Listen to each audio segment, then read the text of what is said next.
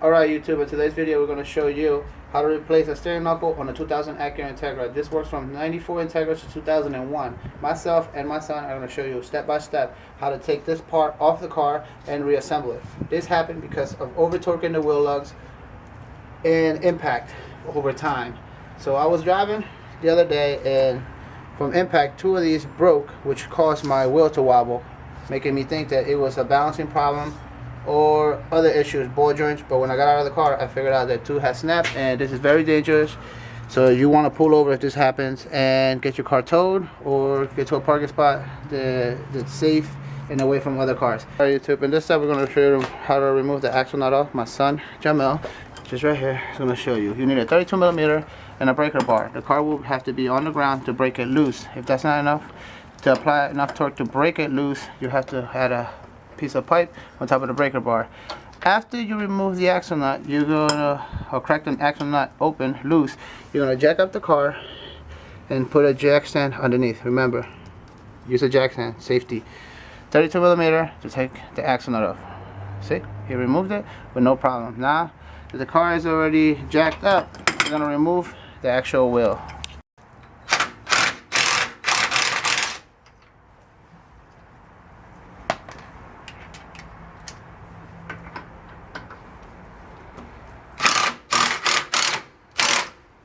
Now we're removing the wheel, or my handy help over here, removing the lug nuts to remove the wheel. And we'll continue showing step by step what you need to remove the steering knuckle. Oh, look at that. Hey. The wheel off, I'm going to show you. We'll have to remove 3 cotter pins.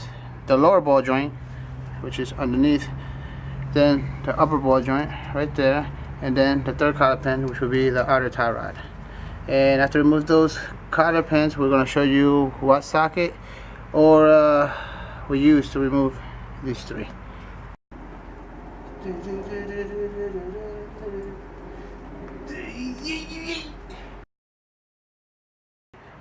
Alright, he's going to remove now the outer tie rod. You know, now that he's done getting it together. Ready? Hey.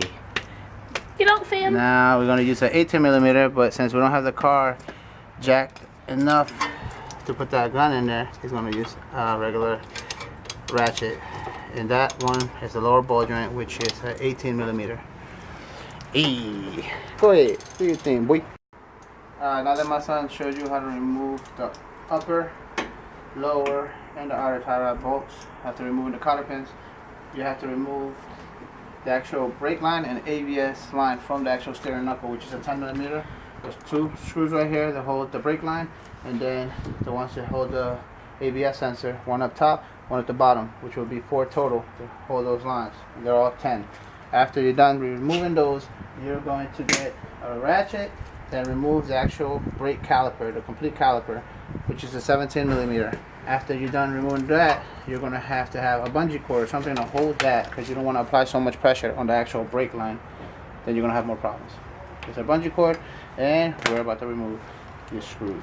Now that you have the caliper removed, you have to apply some impact to the upper of the steering knuckle to actually release that. Then you'll hit this right here, enough impact to pop this off. If you're having a little bit of difficulty taking them off, you're gonna need Thor's hammer. Hit it right there. Try not to hit the actual tie rod. If not, you're gonna have to replace that too. Oh yeah, the next video will be replacing this right here, the inner tie rod. I just noticed that it's took a poop. Alright. Alright, now that we apply impact to the lower, to pop that out of place, we have to remove the axle from the actual steering knuckle. And there it goes. And in all its glory. Yep, and then all we gotta do is put the new one in. Or the replacement that has the actual studs. No, don't record me all that close, bro. Alright, now that you have the caliper removed, you have to apply some impact to the upper of the steering knuckle to actually release that. Then you'll hit this right here, enough impact to pop this off. If you're having a little bit of difficulty taking them off, you're gonna need Thor's hammer. Hit it right there. Try not to hit the actual tie rod. If not, you're gonna have to replace that too. Oh yeah, the next video will be replacing this right here, the inner tie rod. I just noticed that it's took a poop. Alright, I made a boo-boo. I forgot to mention, on the actual steering knuckles, there's 2 on the outside that are 10mm, 2 on the inside, top and lower, and then the actual ABS sensor has 2 10mm. There goes the sensor right there. Now that that's removed, we're almost there. Alright, now that we have placed the cotter pins after we torqued the upper bowl joint, outer tie rod and lower bowl joint, and the axle nut, we're going to have to put in the caliper bracket, 2/17. They'll have to be torqued. I'm going to put all the torque specs on the actual box underneath, on the link to the YouTube channel.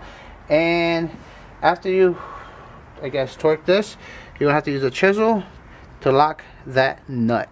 Right after we have placed everything back, including the axle and the caliper bracket, in case you're having trouble, place the rotor and actual lug nut locked in there so your actual rotor is steady and it's not moving while you're trying to place the bolts back behind the caliper bracket, which will make it a lot easier than actually wobbling this thing. Now after this is placed back and torqued to specs, you'll take this off and put your rim back on there, and that should be it, and you should be done with your steering knuckle replacement. Now if you have any questions, place it in the comments and we'll be more than happy to answer you. Thanks for watching.